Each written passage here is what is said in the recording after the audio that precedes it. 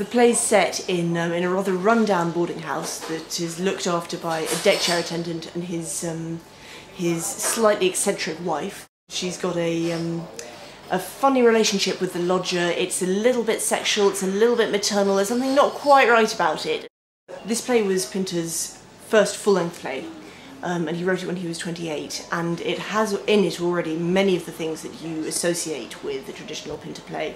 It has the ill-defined sense of menace, it's very funny, it has these gaps, these pauses, the famous Pinter pauses where something happens and no one can speak until they've all dealt with what it was that's been said or that's gone on.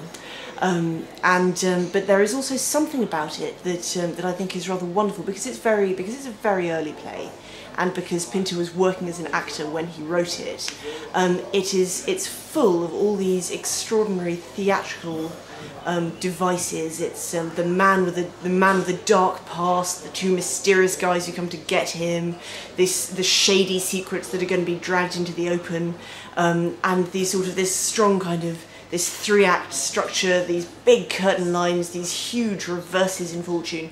It's all there, and it's all very 1950s rep in a wonderful way, except that out of this sort of dramatic structure has been leached of all the past and the stuff that you would normally expect.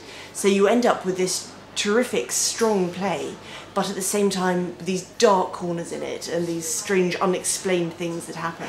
And so you come out, I certainly came out of it reading it, feeling as though I'd had this very strong, I'd been shaken up by this very strong theatrical experience, but I had no idea quite what it was that was making me feel like that.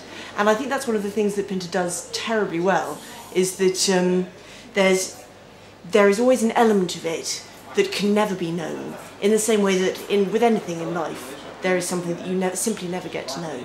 And taking that into a play and putting that into a play is an absolute mark of genius, I think. The cast is absolutely brilliant. We have Maggie Steed, who everyone knows from the telly, but who's a fantastic actor of stage and screen. She's just, I feel very, very lucky to be working with her. There is Barrett, who is equally just utterly marvellous. Again, these were people that I would have, on my list of people I would love to work with one day. They would be on the top of it. So to have these two in the cast is just extraordinary. Keith Dumpy, who plays McCann, he was in the RSC Histories, and he's an absolutely superb actor. Anusha Samal, who I worked with in the spring already once this year. She's a recent graduate and she's an absolute star in the making. She's completely wonderful.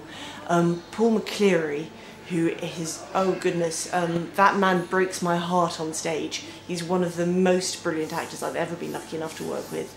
I think he's just marvellous. Ed Gahan, who was so brilliant in the Midsummer Night's Dream that Filter did here last year, and I think a lot of the Manchester audience know him from that, but they have never seen him, I think, in a straight play before.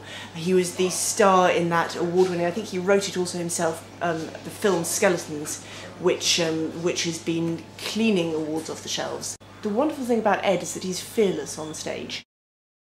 It's a very funny play. Pinter has this wonderful way, he manages to catch the way that people actually speak, which when you hear it for the first time, that's funny in itself because there's something about the recognition of the strange way that people talk to each other. There are strong elements of music hall in it, there are strong knockabout elements in it. There's a moment where a guy has to tiptoe out of a room behind two other people while their backs are turned, and it's very, it's almost Carry On.